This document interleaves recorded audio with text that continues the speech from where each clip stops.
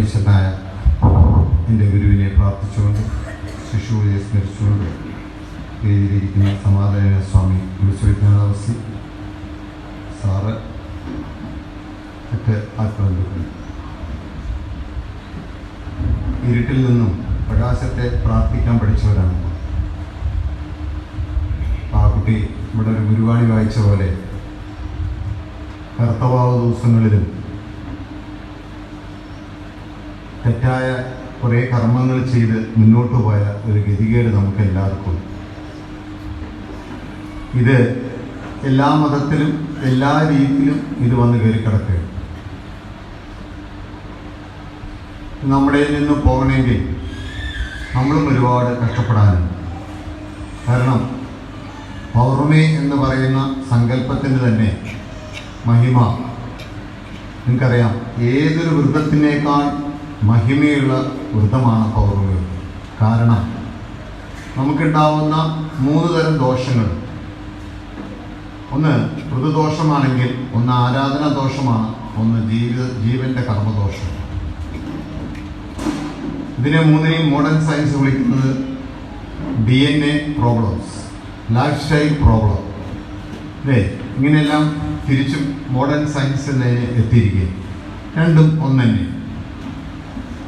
നമ്മുടെ ജീവന്റെ പരിണാമത്തിൽ ഗുരുവാണിയിൽ ഗുരു വളരെ വ്യക്തമായി പറയുന്നത് സൂര്യൻ്റെ പ്രകാശത്തിൻ്റെ മഹിമയിൽ അല്ലെങ്കിൽ ആ ശക്തി കൊണ്ട് ജീവന്റെ കണങ്ങൾ ചന്ദ്രമണ്ഡലത്തിൽ തട്ടി അവിടെയുള്ള പൊടിപടലങ്ങളിലൂടെ ഭൂമിയിൽ എത്തിച്ചേർന്ന് ഇത് പരിണാമപ്പെടും.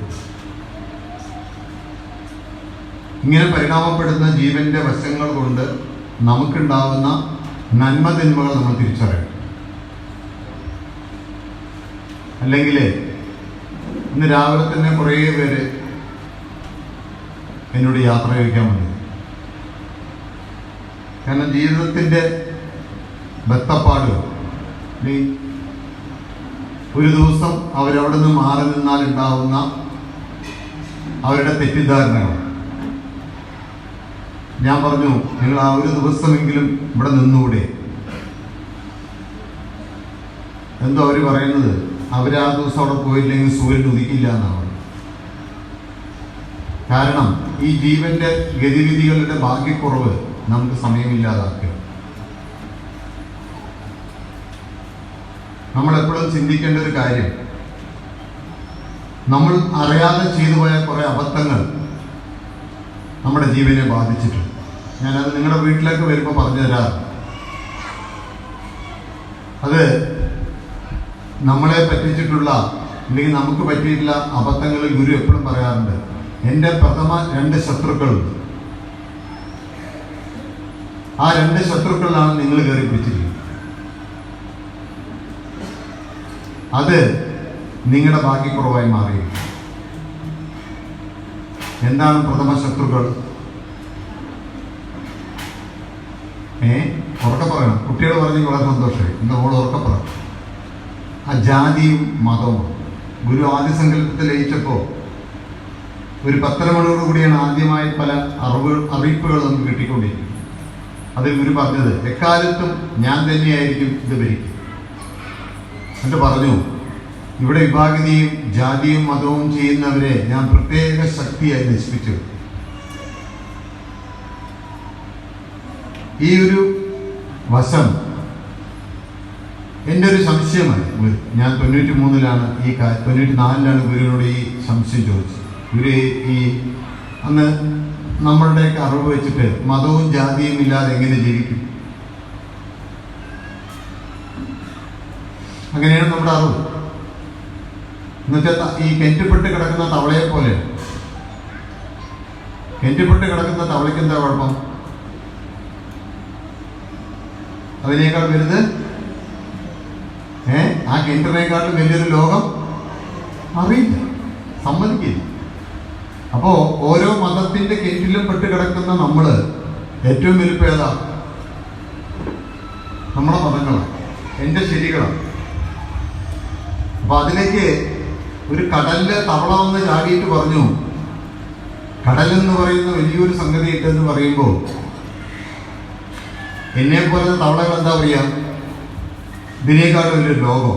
അങ്ങനെ എല്ലാ സ്റ്റെപ്പുകളിലും മുകളിൽ നിന്ന് ഞാൻ കാണിച്ചു കൊടുക്കുകയാണ്, ഇതിനേക്കാളും വലിയ ലോകം ഉണ്ടോ എന്ന് ചോദിക്കും. അപ്പം അവിടെയെല്ലാം നമ്മുടെ അറിവുകേടുകൾ നമ്മളെ ബാധിക്കുക. ഇതുപോലെ നമ്മുടെ മതത്തിൻ്റെയും ജാതിയുടെയും ഉള്ളിൽ നിന്ന് പ്രവർത്തിക്കുമ്പോൾ ഗുരു എന്നോട് ചോദിച്ച ചോദ്യം വളരെ സിമ്പിളായിട്ടൊരു ചോദ്യം ചോദിച്ചു. യേശു ക്രിസ്തു മരിക്കുമ്പോൾ, കുരിശിലേറ്റപ്പെടുമ്പോൾ അദ്ദേഹത്തിൻ്റെ മതം ഏതായിരുന്നു? ഉറക്കപ്പുറം ജൂതന്. അപ്പൊ ജൂതമതക്കാരന് അദ്ദേഹത്തിൽ നിന്നും പിന്നെ എങ്ങനെയാ ഈ മതം ഉണ്ടായത്? അപ്പൊ ഞാൻ പറഞ്ഞത് അതൊരു 450ഓളം വർഷം കഴിഞ്ഞപ്പോഴാണ് അത്. അപ്പൊ ആരുണ്ടാക്കിയതാണ്? ചില സ്വാർത്ഥ താല്പര്യക്കാർ. അതേപോലെ തന്നെയാണ് മുഹമ്മദ് നബിയുടെ മരണാന്തരം 300 വർഷം കഴിഞ്ഞിട്ടാണ് ഖുർആൻ കൂടിയിരിക്കുന്നത്. അതൊരു മതമായിക്കോളും. അപ്പം അവിടെയെല്ലാം ഈ ജീവന്റെ ഗതിവിധികളെ തിരിച്ചറിയത്തക്ക വിധത്തിൽ അതിനെ തിരുത്താനുള്ള അറിവ് അന്നത്തെ ആൾക്കാർക്ക് ഇല്ലാതെ പോയൊരു ഗതികേട് നമ്മളെ ബാധിക്കുന്നു. എന്നിട്ട് ഗുരു പറഞ്ഞു, എടാ അത് ഇന്ത്യയിൽ എങ്ങനെയാണ് നീ ചിന്തിച്ചു നോക്കും. എന്നിട്ട് ഗുരു വളരെ സിമ്പിളായി പറഞ്ഞു, ശ്രീനാരായണ ഗുരു അത് ഗാന്ധിക്ക് പറഞ്ഞു കൊടുത്തില്ല, നീ അന്ന് പഠിക്കും. ഞാനത് വിശദമായി പിന്നെ ഞാൻ നമ്മുടെ പ്രാവശ്യം പറഞ്ഞതാണ്. വൈക്കം സത്യാഗ്രഹ സമയത്താണ് അത് സംഭവിച്ചത്. ഇതേ കാര്യം തന്നെയാണ് ചട്ടമ്പി സ്വാമി ആർക്ക് പറഞ്ഞു കൊടുത്തത്? വിവേകാനന്ദ സ്വാമിക്ക് പറഞ്ഞു. ചിത്മുദ്രയുടെ കാര്യങ്ങൾ അന്വേഷിച്ച് വന്നപ്പോൾ ഹിന്ദു മതത്തിൽ 6 മതമുണ്ടെന്നും ഈ 6 മതങ്ങൾ പരസ്പരം മത്സരിക്കുകയും പരസ്പരം വെട്ടിമരിക്കുകയും ചെയ്ത ഒരു ഗതികേട് നമുക്കുണ്ട്. അതുകൊണ്ടാണ് നമ്മൾ ശബരിമല അയ്യപ്പൻ ശാസ്താവിനെ 2 പേരിലും കൂടി ജനിപ്പിച്ചു. അടികൂടില്ല. ആരെല്ലാം ജനിച്ച്?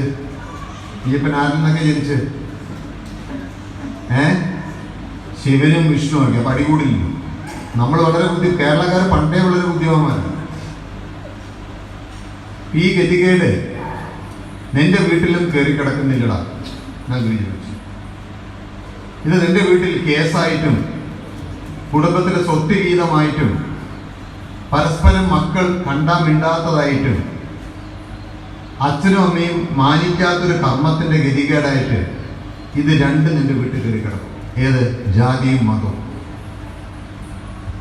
എന്നിട്ട് ഗുരു എന്നോട് പറഞ്ഞു, ഒരു ജാതിയുടെ പേര് പറഞ്ഞിട്ട് അതിൻ്റെ സ്വഭാവവും അതിൻ്റെ രോഗവും പറഞ്ഞു. അങ്ങനെ ഒരു 6ഓ 7ഓ ജാതി. ഞാൻ ജാതി പറയാത്തതുകൊണ്ട് നമ്മുടെ ഗുരു പറയുന്നത് തീരാന് ഞാൻ പറഞ്ഞത് പ്രശ്നം. ആ ജാതിയുടെ, പ്രത്യേകിച്ച് ഞാൻ ജനിച്ച പാലക്കാട്, അതിൻ്റെ കൊടുമ്പിരി കൊള്ളുന്ന സ്ഥലമാണ്. ഞങ്ങളെല്ലാവരും ജാതി അടിസ്ഥാനത്തിൽ ജീവിക്കും. ഒരു 200 കുടുംബം 300 കുടുംബമായിട്ട് ജാതി വ്യവസ്ഥ. നിങ്ങൾ ഓലശ്ശേരിയിൽ പോയി ആശ്രമത്തിൽ പോയാൽ നേരെ പിൻഭാഗത്ത് മാത്രമായിട്ട് പ്രത്യേക ജാതിക്കാർ, അതിൻ്റെ തെക്ക് വശത്ത് അല്ലെങ്കിൽ വടക്ക് വശത്ത് പ്രത്യേക ജാതിക്കാർ, നമ്മൾ പോകുന്ന ഭാഗത്ത് വേറൊരു ജാതിക്കാർ. അവരൊക്കെ ഒരു 100-200 കുടുംബമുണ്ട്.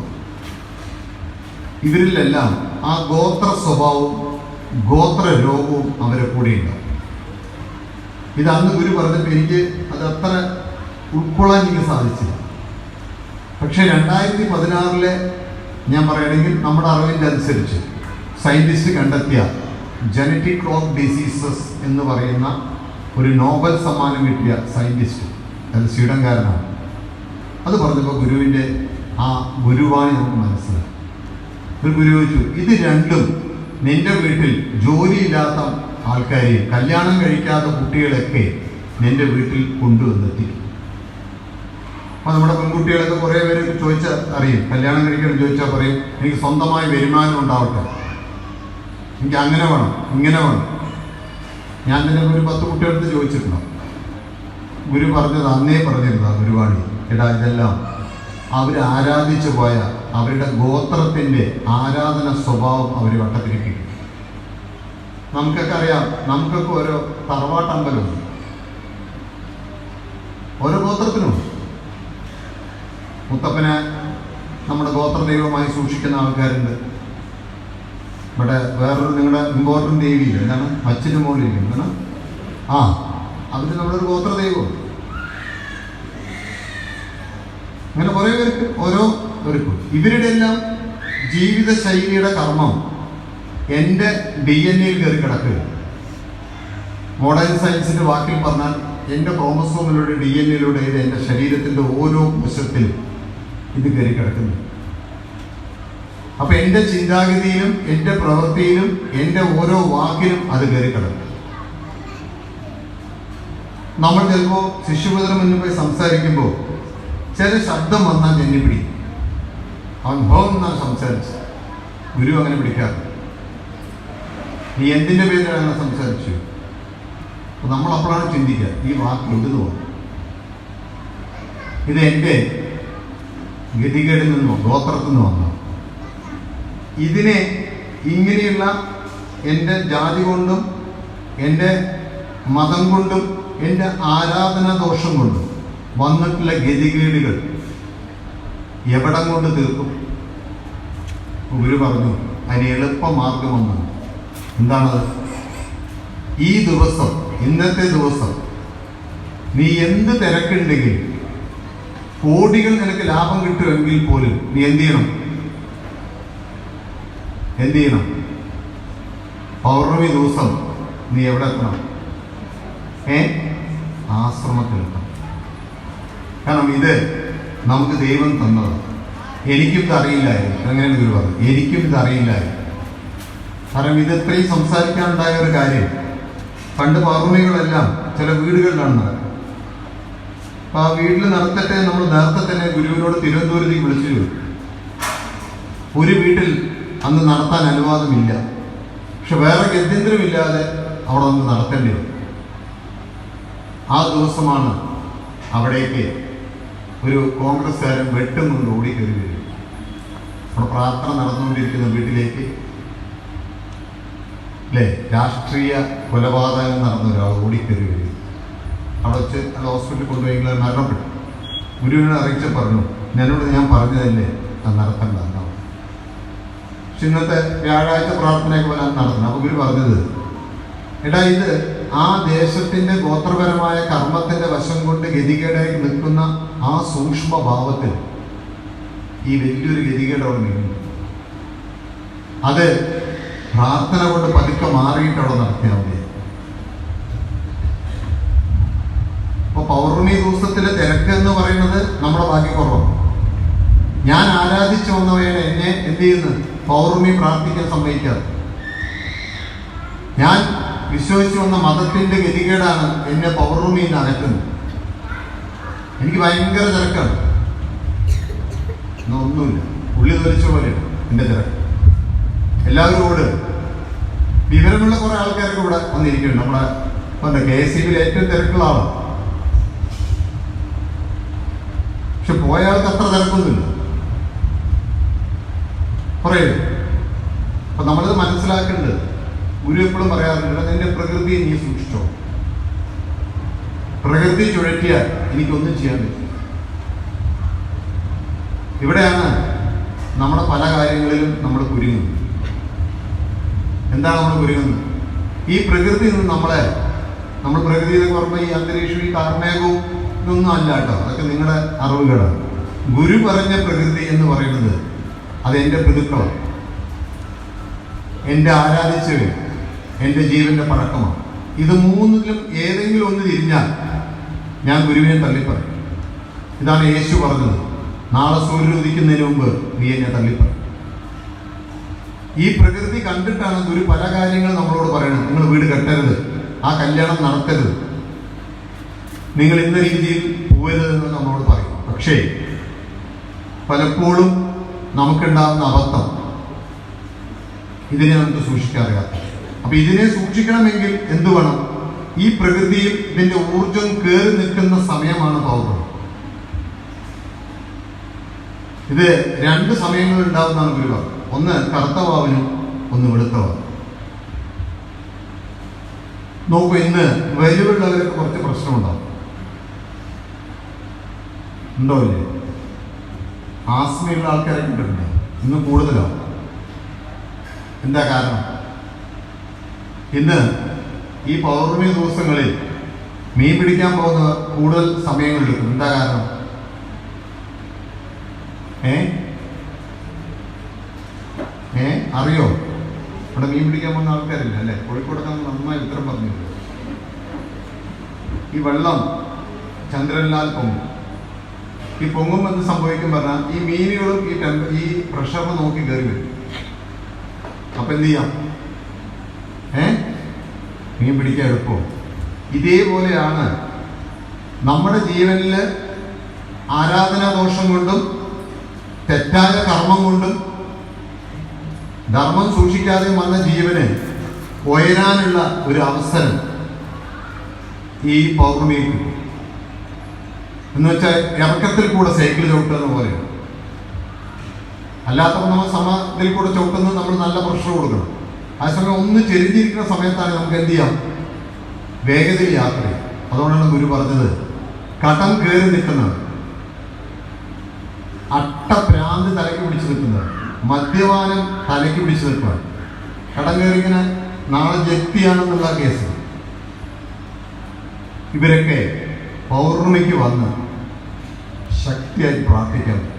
നിങ്ങൾക്കറിയാം, ഇപ്പം തന്നെ ഇവിടുന്ന് കണ്ണൂരിൽ നിന്ന് കുറേ പേര് ഇന്ന് കുമ്പ് കൊടുക്കാനൊക്കെ പോയിട്ടുണ്ട്. കാരണങ്ങൾ ഇതാണ്. അതുപോലെ വിവാഹം കഴിയാത്ത ആൾക്കാർ, ജോലി കിട്ടാൻ തടസ്സമായി നിൽക്കുന്ന ആൾക്കാർ, ഇതെല്ലാവരും ഇന്ന് പൗർണമിക്ക് നമ്മൾ എന്ത് ചെയ്യണം? കഴിയണതും തിരുവനന്തപുരത്ത് പോകാൻ പറ്റുന്നവർ പോട്ടെ, അത് അവരെ ഭാഗ്യം, അവരെ അനുഭവം കൊണ്ടാണ് പോകുന്നത്. ഞാനായിരുന്നു അവിടെ കുമ്പവും ദ്വീപൊക്കെ നോക്കുമ്പോൾ എനിക്കറിയാം, കണ്ണൂരിൽ നിന്നും ഈ വടകരയിൽ നിന്നും കോഴിക്കോട് നിന്നും ഇഷ്ടം പോലെ ആൾക്കാർ വരികയും കുറേ കഴിയുമ്പോൾ അവരെ കാണാനുണ്ടാവില്ല. അപ്പം ഞങ്ങളുടെ കൂടെ നിന്ന് സുകുമാരൻ സാർ പറയും, അവൻ ലോട്ടറി അടിച്ചു. എന്താ കാരണം? അവൻ വിചാരിച്ച കാര്യം നടപ്പിലായി. ഞാൻ പറഞ്ഞു, അങ്ങനെ നടന്നാലും നിങ്ങൾ വരണം. ഇത് ഭൂമിയും ചന്ദ്രനും സൂര്യനുമായി നിൽക്കുന്ന ഒരു മാഗ്നറ്റിക് ഫീൽഡിന്റെ ഒരു ശക്തി വിശേഷത്തെ ഗുരു എപ്പോഴും പറയാറ്. മോഡേൺ സയൻസ് അതിനെ വിളിക്കുന്ന ന്യൂട്രോൺസ് എന്നാണ്. ദൈവഗണം എന്നാണ് ഈ പേരിട്ട്. ഇവിടെ എൻ്റെ ശരീരത്തിൽ 90% ജലവും ഈ സമയത്ത് ഉയരുന്നത്. എൻ്റെ അന്നമയ കോശം നിൽക്കുന്ന ജീവനും ഈ സമയത്ത് മാറുന്നത്. അപ്പം എനിക്ക് നല്ല ചിന്തയും നല്ല രീതിയിൽ പ്രവർത്തിക്കാനുമുള്ള പല കാര്യങ്ങളും പൗർണമി പ്രാർത്ഥനയോട് നേടാൻ പറ്റും. ഗുരു പറഞ്ഞത്, നീ 12 വർഷം ഒറ്റക്കാലിൽ നിന്ന് തപസ് ചെയ്താൽ കിട്ടാത്തൊരു കാര്യം നിനക്ക് ഒരു പൗർണമി പ്രാർത്ഥനയോട് നേടാൻ പറ്റും. അങ്ങനെ എത്രയോ ഗുരുക്കന്മാർ ഇങ്ങനെ പൗർണമിക്ക് പ്രാർത്ഥിച്ച് രക്ഷപ്പെട്ടു പോയവർ. അതുകൊണ്ടാണ് പൗർണമിക്ക് ജനിക്കുന്ന കുട്ടിയും പൗർണമിക്ക് മരിക്കുന്ന ആളെയും നമ്മൾ വളരെയേറെ ബഹുമാനിക്കണം, അല്ലെങ്കിൽ അതിനെ സൂക്ഷിക്കണം എന്ന് പറയാം. ഇതേപോലെ നമുക്ക് ഏത് തരത്തിലുള്ള വിഷമതകളും ഉണ്ടെങ്കിലും രോഗങ്ങളൊക്കെ ഉണ്ടെങ്കിലും ഇന്നേ ദിവസമാണ് നമ്മൾ മെഡിസിൻ കഴിക്കേണ്ട ഗുരു പറഞ്ഞു. എനിക്കൊരു കടത്തിൻ്റെ ഒരു പ്രശ്നം വന്ന സമയത്ത് 95 കാലങ്ങളിൽ ഗുരു എനിക്ക് പൗർണമിക്കാണ് ഒരു പൈസ എടുത്തത്. ഞാൻ അവിടെ പോയ സമയം. അപ്പൊ ഈ കടവും കാര്യങ്ങളും വിഷമങ്ങളും ദുരിതങ്ങളും ഉള്ളവർ സമയമില്ലാണ്ട് ഓടരുത്. നിങ്ങൾ ഇന്നത്തെ ഒരു ദിവസം സമയം കണ്ടെത്തണം. ഈ ഭൂമിയിലാണ് ഞാൻ പറയുന്നത്. ഈ നാളെ ചോദ്യങ്ങളായിട്ട് വരരുത്. ചൊവ്വയിൽ പോയാൽ എന്താണ് അങ്ങനെയൊക്കെ ചോദിക്കുന്ന കുറേ ആൾക്കാർ. അതിൻ്റെ എവിടെയാണോ ഇന്ന് രാത്രി പൗർണമി ഉള്ളത് അവിടുത്തെ കാര്യങ്ങൾ ഞാൻ ഈ പറയും.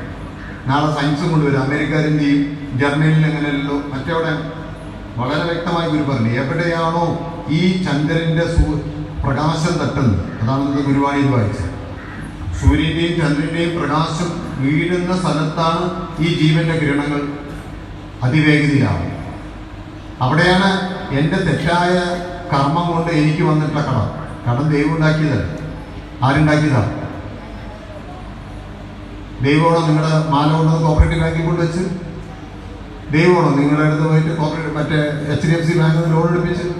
അല്ല. നമ്മൾ നമ്മുടേതായ ചില കാര്യങ്ങളുടെ ആവശ്യത്തിന് വേണ്ടി നമ്മൾ ചെയ്യും. അത് തിരിച്ചറിവുന്ന അവസ്ഥയിൽ എനിക്ക് പ്രവർത്തിക്കാൻ പറ്റാതെ പോയതിൻ്റെ ഗതികേടാണ് എൻ്റെ കടം. അത് തീർക്കാനുള്ള വഴികളിൽ എപ്പോഴും എൻ്റെ ജീവൻ ഉയർന്നു വരണം. അല്ലെങ്കിൽ എൻ്റെ പ്രതികളുടെ താഴെ നിന്നിട്ടോ ഞാൻ ആരാധിച്ചവരെ താഴെ നിന്നോട്ടോ എനിക്ക് കർമ്മം ചെയ്യാൻ പറ്റും. അത് ശാന്തിഗിരിയിൽ നിങ്ങൾ ശ്രദ്ധിച്ചാൽ കാണാൻ പറ്റും. പല ഡിപ്പാർട്ട്മെന്റിലും അവിടെ നിന്ന് പ്രവർത്തിക്കുന്നവരെല്ലാവരുടെയും പ്രവൃത്തി നിങ്ങൾ സൂക്ഷിച്ചാൽ, ഞാൻ ഉൾപ്പെടെ, ഇത് നിങ്ങൾക്ക് ശ്രദ്ധിച്ചാൽ കിട്ടും.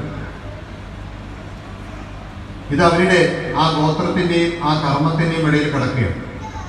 ഇത് ശുദ്ധീകരിച്ച് വരുമ്പോൾ നമ്മുടെ ഗുരുവിൻ്റെതായി മാറും. പക്ഷെ ശുദ്ധീകരിക്കുമ്പോൾ എന്താ സംഭവിക്കുക?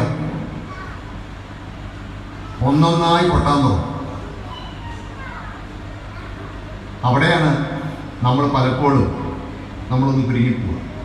പലപ്പോഴും പലവരും ചോദിക്കാറുണ്ട്, 2 ചോദ്യങ്ങളാണ് ചോദിക്കുക. ഒന്ന്, ശാന്തിഗിരിയിൽ പണ്ട് വന്നവരിപ്പോൾ കാണാനില്ലല്ലോ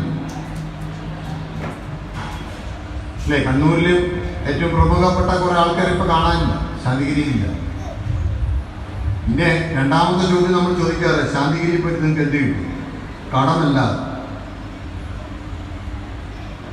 ഇത് രണ്ടിനും വളരെ വ്യക്തമായ ഒരു ഉത്തരം പറഞ്ഞിട്ടുണ്ട്. ഒരു പറയാറുണ്ട്, എല്ലാവർക്കും ഈ ആശയത്തിൽ വരുമ്പോൾ സ്വാമി പറഞ്ഞ പോലെ ജീവന്റെ കർമ്മഗതി ഇളകുന്ന ഒരു വശവും, അത് ഇളകുമ്പോൾ ഗുരു പറയാറുണ്ട്, നീ എന്നെ വിട്ടു, നീ എന്നെ തള്ളിപ്പറയും. അത് ചെയ്യാതിരിക്കണമെങ്കിൽ നീ എന്ത് ചെയ്യണമെന്ന് ഗുരു പറഞ്ഞത്. പക്ഷെ നമ്മുടെ എല്ലാം ജീവന്റെ ഭാഗ്യം കൊണ്ട് നമ്മൾ എന്ത് ചെയ്യും? ആ സമയത്ത് അത് മറന്നുപോകും. എന്നിട്ട് എന്ത് ചെയ്യും? ശാന്തിഗിരി എന്ന് പതുക്കെ മന്ദം പോകും. ഗുരുസ്വാമി ശരിയല്ല, മന്ദരവസ്വാമി ശരിയല്ല, ഗുരുത്വസ്വാമി ശരിയല്ല, ആരും ശരിയല്ല. അപ്പൊ ഗുരു എന്നോട് ചോദിച്ചു, നീ ശരി കാണാൻ വന്നതോ തെറ്റ് കാണാൻ വേണ്ടി വന്നോ ചോദിച്ചു. ഞാനും അങ്ങനെ പറഞ്ഞാൽ ഞാൻ പറയും, ശരി കാണുമെങ്കിൽ നീ എന്നെ നോക്കി പ്രവർത്തിക്കും. അല്ലെങ്കിൽ എന്ത് സംഭവിക്കും? ഇത് ഈ കർമ്മഗതി മാറാൻ വരുന്നവന്റെ കർമ്മഗതി കയറി നമ്മൾ കയറി, എന്നിട്ട് അവന്റെ കൂടെ നമ്മൾ തുള്ളും. എത്രയോ പേരുണ്ടാകും. അവൻ പറഞ്ഞ കുറെ ശരികളും വെച്ച് നമ്മൾ നടക്കും. നമ്മുടെ കണ്ണൂരിൽ പ്രത്യേകിച്ച് പറയണ്ട, ആരാ പറഞ്ഞു ആർക്കും അറിയില്ല, ആരോ പറഞ്ഞു ഇങ്ങനെ ചെയ്യാം. അതുകൊണ്ടാണ് നമ്മുടെ പ്രാർത്ഥനയിൽ പോലും ചിട്ട വരാനായിട്ട് ഇപ്പോൾ നമ്മൾ ഒരു സർക്കുലർ ഇറക്കാൻ കാരണം. ഞാനിവിടെ വന്നപ്പോൾ അങ്ങനെയായിരുന്നു. രാവിലെ ഒരു 5 പ്രാവശ്യം എണ്ണനാമം, അതിനൊരു 7 പ്രാവശ്യം എണ്ണനാമം. എന്തിനാ വെച്ചാൽ ആർക്കും അറിയില്ല. അവിടെ ചെല്ലും ഞങ്ങളും ചെയ്യും. ഞാനിപ്പോൾ വിചാരിച്ചത് എന്താണ് ഇതിൻ്റെയൊക്കെ കാര്യം. പിന്നീട് അതിനെ ഞാനും തിരുത്തിയിട്ടാണ് ഇപ്പോൾ നമ്മൾ നടത്തിയ രീതി. അപ്പോൾ അത് ഗുരു പറഞ്ഞ് പഠിപ്പിച്ചിട്ടുള്ള രീതികളാണ്. പക്ഷെ ഇവിടെയെല്ലാം നമ്മൾ മനസ്സിലാക്കേണ്ടത് നമ്മുടേതായ കണ്ണൂരിൻ്റെതായ രീതിയിൽ ചില കാര്യങ്ങൾ വരും. അവിടെയെല്ലാം നമ്മളത് ഗുരുവിനെ പിടിച്ചുകൊണ്ടുപോകും. അവിടെയാണ് ഗുരു നമ്മളെ പഠിപ്പിച്ചത് എന്താണ് പൗർണമി എന്ന് പറയുന്ന പ്രാധാന്യം. നിന്റെ പിതൃക്കൾ നിന്നിൽ കൊണ്ടുവന്നിട്ടുള്ള എന്തെല്ലാം ദോഷങ്ങളുണ്ട്, അത് ചിലപ്പോൾ നിങ്ങൾക്ക് വരെ ക്യാൻസർ ആയിട്ടായിരിക്കും, ആസ്മയായിട്ടായിരിക്കും, വട്ടായിട്ടായിരിക്കും, ഇപ്പം നിങ്ങളുടെ ക്ഷുദ്രഗോപിയായിട്ടായിരിക്കും. ഭയങ്കര ദേഷ്യം വരുന്ന ആൾക്കാർ ചിലർ നോക്കിയിട്ടുണ്ട്, ആരെയും അനുസരിക്കില്ല. അവർ സ്വന്തം തീരുമാനമായിട്ട് മുന്നോട്ട് പോയിക്കൊണ്ടേയിരിക്കും. അത് നീ എന്തൊക്കെ സംഭവിച്ചാൽ. കോഴിക്കോട്ടൊരു കുടുംബത്തിൽ ഞങ്ങൾ സംസാരിച്ച പദം, അദ്ദേഹത്തിന്റെ തീരുമാനം നടപ്പിലാക്കി പോകും. അത് ഒളിഞ്ഞ് പാത്രസൂട്ടായി കടം കയറി അവർ ഓരോ സ്ഥലം ഏക്കർ കണക്കിന് പോയാലും അദ്ദേഹത്തിന്റെ തീരുമാനം മാത്രമാണ് ശരി. അവിടെ ഭാര്യയ്ക്കോ മക്കൾക്കൊന്നും സ്ഥാനമില്ലാത്ത രീതിയിലാണ് പോകാൻ. ഇതെല്ലാം നമ്മളെ കൊണ്ട് എത്തിക്കുന്ന ഈ കർമ്മഗതി, ഇത് മാറണമെങ്കിൽ ഗുരു പറഞ്ഞു, നിങ്ങൾ പൗർണമിക്ക് ഇവിടെ വരണം. ഈ വ്രതമെടുത്ത് നിങ്ങൾ പ്രാർത്ഥിക്കണം. കുട്ടികളില്ലാത്തവർ കുട്ടികൾക്ക് വേണ്ടി, കുട്ടികളുടെ നല്ല സ്വഭാവത്തിന് വേണ്ടി ഒരു നീചവായു നിന്ന് ഒന്ന് തിരിച്ചാൽ മതി അല്ലേ? നമ്മൾ പറയാറുണ്ട് ഹോർമോൺസ് എന്നൊക്കെ പറയാറുണ്ട് അല്ലേ? ഇവിടെ 2 ചെറിയ കുട്ടികൾ കളിക്കുമ്പോൾ നമുക്ക് പ്രശ്നമൊന്നുമില്ല. 1 വയസ്സായ 2 വയസ്സായ കുട്ടികൾ കളിച്ചാൽ പ്രശ്നമുണ്ട്. അതേ കുട്ടികൾ 18 വയസ്സിൽ കളിച്ചാൽ എന്താ അതിൻ്റെ വ്യത്യാസം? ഹോർമോൺ. ഇതെന്താണ്? ഒരു വായുവാണ്. ഇതാണ് അവൻ MDയിലേക്ക് ഈ പറയുന്ന ലഹരി വസ്തുവിലേക്ക് അവനെ ആഗ്രഹിപ്പിക്കുന്നത്. അത് അവൻ്റെ ചുണ്ടിലും അവൻ്റെ ഓരോ കോശത്തിലും അവൻ്റെ വാസനയായിട്ട് കയറ്റിക്കൊണ്ടുവരും.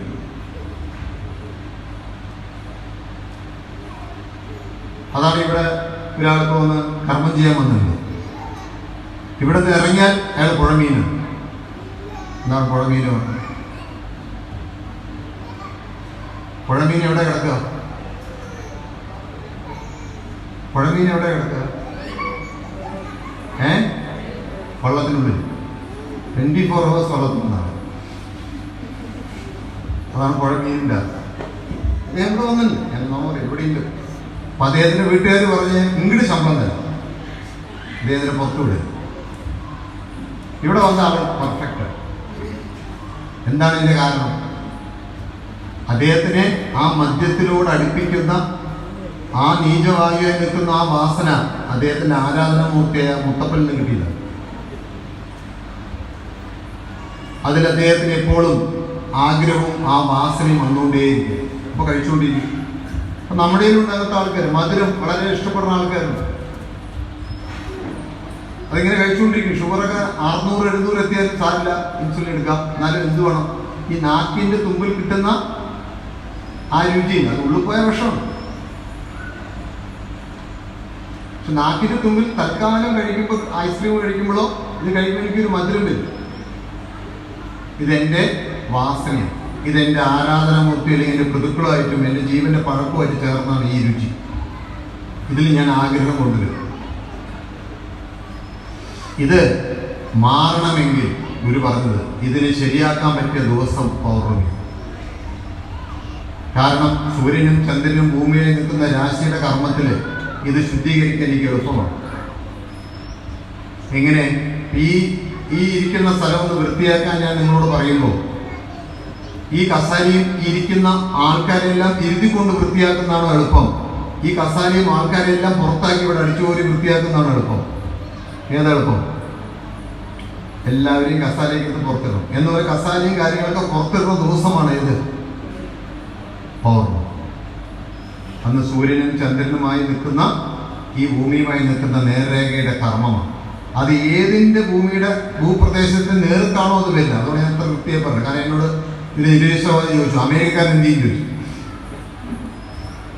ബ്രഹ്മമുഹൂർത്തത്തെ കുറിച്ചും പൗർണമിയെ കുറിച്ചും സംസാരിച്ചപ്പോൾ നിരീശ്വരവാദി ചോദിച്ചത് ബ്രഹ്മമുഹൂർത്തം ഇങ്ങനെ വന്നുകൊണ്ടേയിരിക്കില്ലേ ഭൂമിയിൽ നിന്ന് ചോദിച്ചു. ബ്രഹ്മമുഹൂർത്തം ഇല്ലാത്ത സമയം ഉണ്ടാവില്ല ഭൂമിയിൽ എന്ന അദ്ദേഹത്തിന് തർക്കശാസ്ത്രമാണ്. അതേപോലെയാണ് പൗർണമി. ഇന്ന് നിങ്ങൾ പൗർണമി ആഘോഷിക്കുമ്പോൾ അമേരിക്കക്കാരൻ കിടന്ന് ഉറങ്ങുകയാണ്, മെക്സിക്കോക്കാരൻ. അവനെന്ത് ചെയ്യും? അവന് ദോഷം വരില്ല എന്ന് ചോദിക്കും അല്ലേ? ഇന്ന് കണ്ണൂരിൽ നിങ്ങളെല്ലാവരും രാത്രി പ്രാർത്ഥിക്കുന്ന സമയത്ത് അമേരിക്കാരന് കിട്ടില്ല. ഞാൻ പറഞ്ഞു എവിടെയാണോ, അതാണ് ഞാൻ കൃത്യമായി പറയാൻ കാരണം. ഇതിൽ പലവരും അങ്ങനത്തെ ചോദ്യങ്ങൾ ചോദിക്കാൻ മനസ്സിലിങ്ങനെ ചോദിക്കാൻ മടിച്ചിട്ടാണ്. ഞാനൊക്കെ ചോദിച്ചിട്ടുണ്ട്. എവിടെയാണോ ഈ പറയുന്ന സൂര്യന്റെയും ചന്ദ്രന്റെയും പ്രകാശത്തെ ഈ ഭൂമിയിൽ പതിക്കുന്നത് അവിടെയാണ്. അപ്പോൾ അതുകൊണ്ടാണ് നമ്മൾ ഇന്ന് പൗർണമി ആഘോഷിക്കുന്നത്. നിങ്ങൾ മറ്റേ കലണ്ടറിലൊക്കെ നോക്കി നാളെ ആണോ അല്ലേ? അല്ലേ?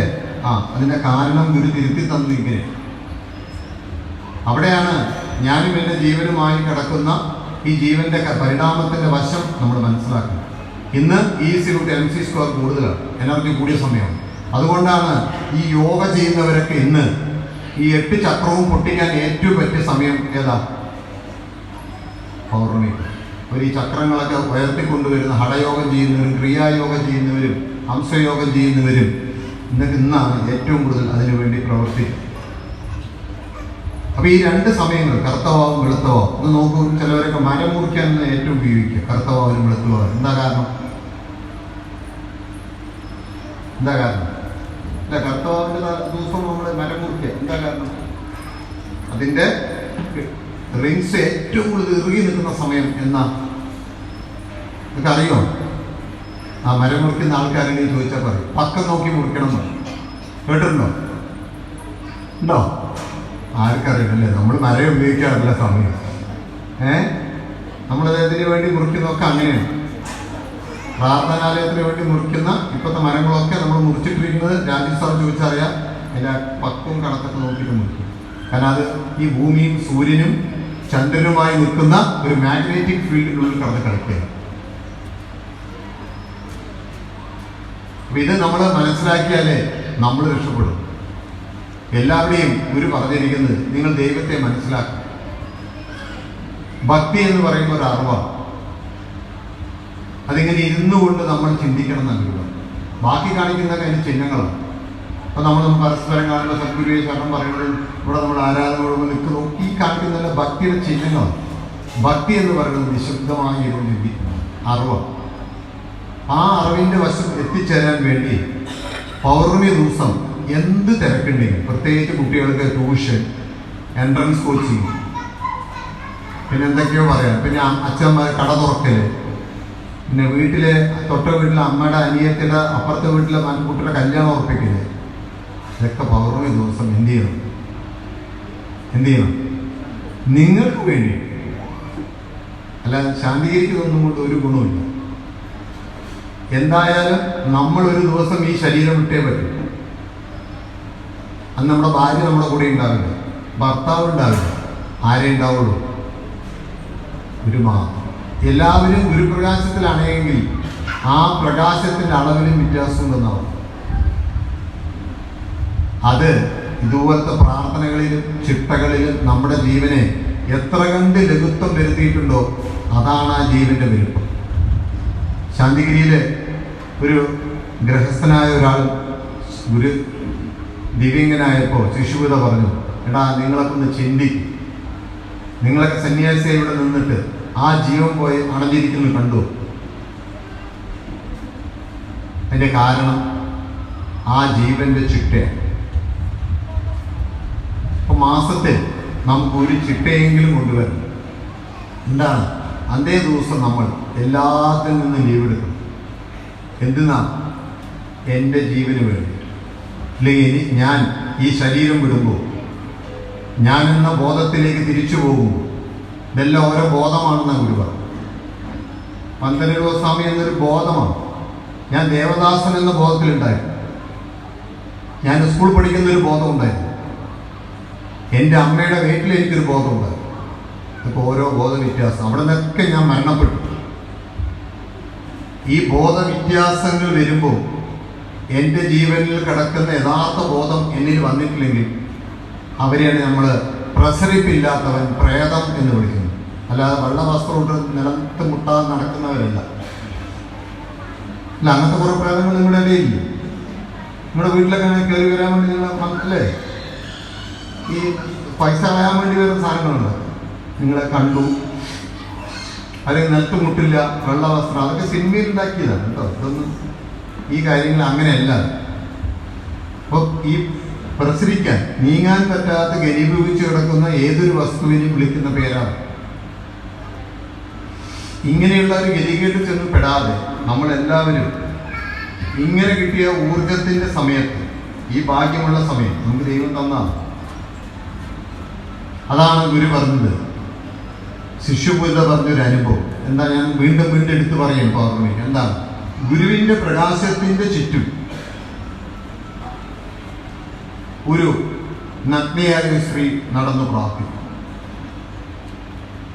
അപ്പൊ ഇത് ജന്യ കണ്ടു എന്നോ, 2 പ്രാവശ്യം കണ്ടിട്ട് ഗുരുവിനോട് ചോദിച്ചു, ഗുരു ഇത് എന്താണ്? അപ്പൊ ഗുരു പറഞ്ഞു, നീ അതിനോട് തന്നെ ചോദിക്കും.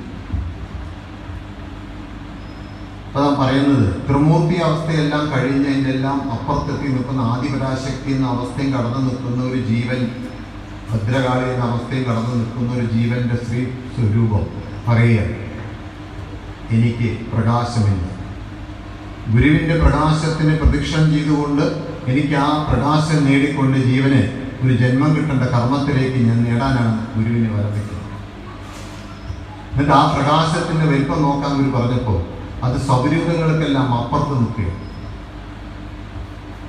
അപ്പോഴാണ് ഗുരു പറഞ്ഞത്, എന്ത് ചെയ്യാം, പൗർണമിക്ക് നിങ്ങൾ ദീപമിടുന്ന് സങ്കല്പിച്ച് പ്രാർത്ഥിക്കും. അത് എൻ്റെ ജീവനിൽ കിടക്കുന്ന അനേക കോടി ജന്മത്തിൻ്റെ ആരാധനാദോഷത്തിൻ്റെയും കർമ്മദോഷത്തിൻ്റെയും എൻ്റെ ജീവനിൽ കടന്നു കയറിയിട്ടുള്ള അനേക വാസനയുടെയും മാറ്റം വരുത്താൻ എനിക്ക് എൻ്റെ ഗുരു തന്നിട്ടുള്ള ആ ഒരു വഴിയാണ്. അങ്ങനെയാണ് അന്ന് ദീപം എടുക്കാൻ തുടങ്ങി, കുംഭം പിന്നീട് തുടങ്ങി. അന്ന് മുതലാണ് നമ്മൾ പൗർണമിക്ക് 3 നേരം ദീപം എടുത്ത് പ്രദക്ഷിണം വയ്ക്കുകയും ചെയ്തു. നമ്മളിവിടെ അത് ചടങ്ങ് പോലെ ചെയ്യുന്നത് പലരും. ഇപ്പം നിങ്ങൾക്ക് കാണാൻ പറ്റും, ഇപ്പോൾ ഇതിലിരിക്കുന്ന പകുതി പേര് ഇപ്പോൾ ഊണ് കഴിഞ്ഞ സ്ഥലം വിടും. കാരണം എന്താ? ഒന്നുമില്ല, വെറുതെ വീട്ടിൽ പോയിരിക്കണം. ഇവിടെ ഇരുന്ന എന്താ അറിയില്ല, എന്നെ ആരോ ഇവിടുന്ന് ഓടിപ്പിക്കും. സ്വാമി പോട്ടെ, സ്വാമി പോട്ടെ, സ്വാമി ഇങ്ങനെ വന്നു ചോദിച്ചുകൊണ്ടേയിരിക്കും. പോയിട്ട് എന്താ പണി? ഒന്നുമില്ല, TV ഓപ്പറേറ്ററാണ് പണി.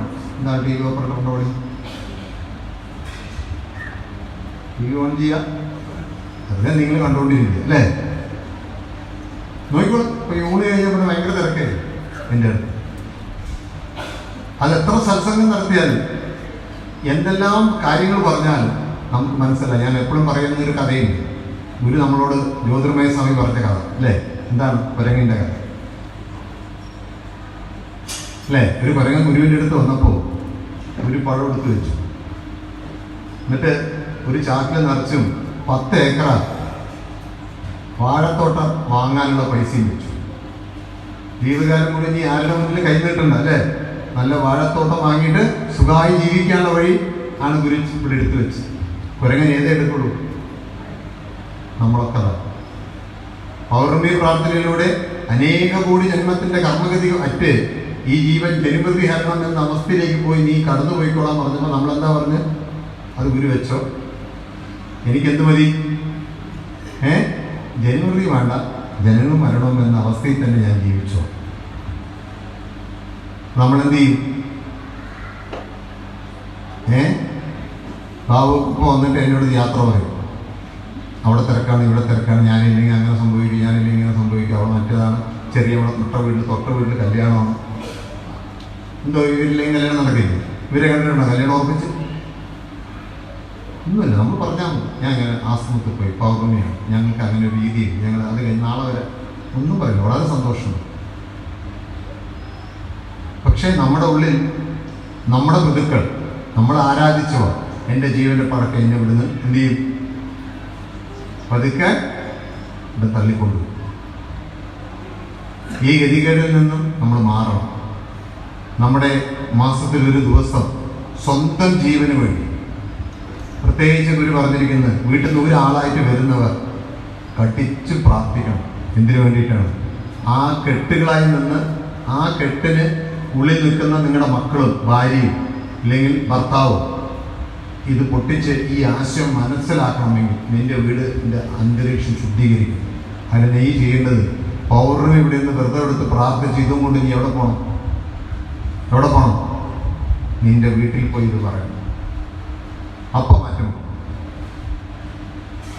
അതിന് പകരം നമ്മളെന്ത് ചെയ്യും? ആ പേരും പറഞ്ഞു വിടും.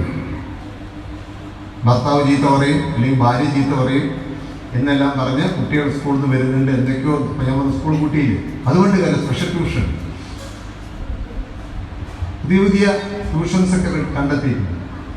നമ്മൾ മനസ്സിലാക്കണം, IAS ഓഫീസർമാർക്ക് പോലും ഇന്ന് ഇരിക്കപ്പുറത്തില്ല. നിങ്ങളെ മക്കള് ഏറ്റവും എത്താൻ പോകുന്ന പോസ്റ്റ് ഏതാ? നിങ്ങൾ പഠിക്കാൻ ഇന്ത്യയിൽ ഏറ്റവും വലിയ പോസ്റ്റ് എന്താ? IAS ആണ്. അതിനേക്കാൾ വലിയ പഠിത്തം വല്ലതും ഉണ്ടോ? അതെടുത്ത ആൾ വന്നപ്പോൾ അവിടെ മുഖ്യമന്ത്രി വിളിച്ചിട്ട് പോയിട്ടില്ല, അവിടെ അടിയാണ്. വേറെ ആളെ പിരിച്ചുവിടാൻ നിൽക്കുകയാണ്. ഫസ്റ്റ് റാങ്ക് ഞാൻ പറഞ്ഞു തരാറുന്നതാണ്. SLC മുതൽ IAS വരെ ഫസ്റ്റ് റാങ്കാണ്. മലയാളം എന്താണ് ഈ ഉയർത്തിക്കൊണ്ടുവരാൻ വേണ്ടിയുള്ള ഒരു എന്തോ ഒരു ഓഫീസോട് എഴുതിയിരിക്കുകയാണ്. അയാൾ സുപ്രീം കോടതിയിൽ കേസ് കൊടുത്തിരിക്കുകയാണ്, അയാളെ ചീഫ് സെക്രട്ടറി ആകണം. റെഡിയായി. കേരളത്തിൻ്റെ കാര്യം കട്ടപ്പ ഗവൺമെൻറ്. പക്ഷെ അവിടെയെല്ലാം വേണ്ടതെന്താ? വിവേകബുദ്ധിയാവുന്ന ജീവന്റെ ഭാഗ്യവും. ഇത് കിട്ടുന്നത് എപ്പോഴാണ്? നമ്മുടെ പ്രതിക്കളിൽ നിന്നും ആരാധിച്ചവയിൽ നിന്നും നമ്മൾ എപ്പം മോചനം നേടുമ്പോഴാണ്. ജനറ്റിക്കിൽ നിന്നും ക്രോമസോമിൽ നിന്നും നമ്മുടെ ജീവൻ എപ്പോഴാണോ മാറി നിൽക്കുന്നത് അന്ന് നമ്മൾ ഇഷ്ടപ്പെടും. അവിടെയാണ് ഗുരു എന്ന സത്യത്തിന് മഹിമ. ആ ഗുരു നമ്മളെ പഠിപ്പിച്ചതാണ് ഈ പൗർണമി. ആ പൗർണമിയെ നമ്മളിങ്ങനെ കഷ്ടപ്പെട്ട് ചെയ്യുമ്പോൾ നമ്മുടെ കൂടെ അവരിൽ നിന്ന് പ്രവർത്തിക്കുന്ന ഗുരുവാണ്. അതിനുവേണ്ടിയാണ് നമ്മൾ എന്ത് വരേണ്ടത്. ഈ ബാക്കി കാര്യങ്ങളൊക്കെ പിന്നെ കുറച്ച് കഴിഞ്ഞ് പറയാം, സംസാരിക്കാം. നമുക്ക് എന്തായാലും നാളെയും സത്സംഗമുണ്ട്, ഞായറാഴ്ച. അപ്പോൾ കുറേ ചോദ്യങ്ങളൊക്കെ വന്നിരുന്നു. മരണം, കൊല, എന്തുകൊണ്ടാണ് കത്തിക്കാൻ പാടില്ല എന്ന് പറയുന്നത്, എന്തുകൊണ്ടാണ് കുഴിച്ചിടണം എന്ന് പറയുന്നതൊക്കെ ചോദ്യങ്ങളൊക്കെ കുറെ തന്നിട്ടുണ്ട്. അത് നമുക്ക് നാളെ സംസാരിക്കാം. ഇന്നെന്തായാലും നമ്മുടെ ഈ സത്സംഗം പരിഹസിക്കാം. നാളെ ഇതിനെക്കുറിച്ച് വിശദമായി വേണ്ടി ചർച്ച ചെയ്യാം. എന്തെങ്കിലും ഇതുപോലത്തെ ചോദ്യങ്ങളുണ്ടെങ്കിൽ നിങ്ങൾ എഴുതി തരും.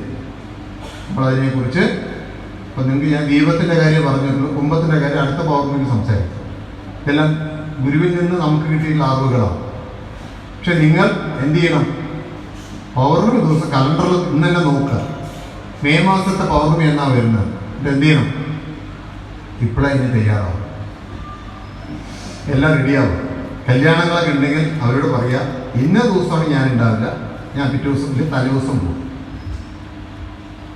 അങ്ങനെ ഒരു തയ്യാറെടുപ്പ് നമ്മൾ വരുമ്പോൾ ഈ കണ്ണൂരിന് തന്നെ മാറ്റം വരും. കണ്ണൂര് പല രീതിയിലും മാറ്റങ്ങൾ വന്ന് ഈ ജില്ലയ്ക്ക് തന്നെ മാറ്റം. അങ്ങനെ ഗുരു പറഞ്ഞു, കുടുംബം, ദേശം, രാജ്യം. നമ്മൾ പറയുന്ന ഡിസ്ട്രിക്ട്, സ്റ്റേറ്റ്, രാജ്യം.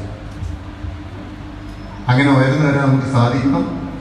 എല്ലാവരും നമ്മുടെ ഈ പ്രാർത്ഥനാലയം പൂർത്തിയാവാൻ വേണ്ടി പൗർണമിയിൽ ശക്തിയായിട്ട് പ്രാർത്ഥിക്കണം. നമുക്ക് ഒരു മടപ്പുര കെട്ടാനുള്ള ഭാഗ്യം പോലും ഇല്ലാത്തവരാണ്. ഉദാഹരണത്തിന് ശ്രീകൃഷ്ണൻ പറഞ്ഞു കൊടുക്കുന്നുണ്ട്. ഞാനത് ഇവിടെ എത്രയോ പ്രാവശ്യം പറഞ്ഞാണ്. അപ്പോൾ ഒരു മഹാഗുരുവിൻ്റെ ഒരു പർണശാല കെട്ടാൻ ചോദിച്ചപ്പോൾ ശ്രീകൃഷ്ണൻ പറഞ്ഞ മറുപടി അസാധ്യമെന്ന്. സാധ്യമല്ല, ഗുരു വിചാരിക്കാതെ. അതുകൊണ്ട് നമ്മളെല്ലാവരും ഒന്ന് മനസ്സിലാക്കേണ്ടത്, ഈ സ്ഥലം ഗുരുവിന് അനേക കോടി ജന്മത്തിൻ്റെ തപോബലമുള്ള ഒരു സ്ഥലത്തെ ഗുരു എപ്പോഴും പ്രാർത്ഥനാലയങ്ങൾക്ക് കിട്ടിയിട്ടുണ്ട്. അപ്പം അതുകൊണ്ട് നമ്മൾ ഈ ദിവസം ഒരു ദിവസം സ്വന്തം കാര്യത്തിനുണ്ട്, സ്വന്തം ജീവന്റെ കാര്യത്തിനുണ്ട്. ഭാര്യയ്ക്ക് വേണ്ടി, ഭർത്താവിന് വേണ്ടി, മക്കൾക്ക് വേണ്ടിയിട്ടല്ല, സ്വന്തം ജീവൻ, അവനവൻ്റെ ജീവന്റെ കർമ്മഗതി അഴിഞ്ഞ് അവനവൻ കടമില്ലാതെ, മറ്റ് രോഗങ്ങളില്ലാതെ, ആരോടും ലഹള കൂടാതെ, കേസോ ബഹളങ്ങളോ എന്തെങ്കിലുമൊക്കെ ഉണ്ടെങ്കിൽ അതൊക്കെ പതുക്കെ പതുക്കെ പോവാനുള്ള ഏറ്റവും നല്ല ഒരു ദിവസമാണ്. എന്നാണോ ഇല്ലെങ്കിൽ ഏത് സ്ഥലത്താണോ, ഞാൻ എടുത്തെടുത്ത് പറയാൻ കാരണം ഈ ചോദ്യം വരുന്നതുകൊണ്ടാണ്. എന്ത്? സൂര്യൻ്റെയും ചന്ദ്രൻ്റെയും പ്രകാശം ഒരേ സമയത്ത് വന്ന് പതിക്കുന്നു. ആ ദിവസം നമ്മൾ എന്ത് ചെയ്യണം? ശിവനെ ഉയർത്താൻ വേണ്ടി പ്രവർത്തിച്ചോ. അങ്ങനെ നിങ്ങൾക്ക് സാധിക്കട്ടെ എന്നൊരിക്കൽ കൂടി പ്രാർത്ഥിച്ചുകൊണ്ട് എൻ്റെ വാക്കുകൾ പരമകാരുണ്യവാനും സർവേശ്വരൻ ദൈവവുമായ ഗുരുവിൻ്റെ തൃപ്പാദങ്ങൾ സമർപ്പിക്കുന്നു. സഗുരുവേശ്വർ.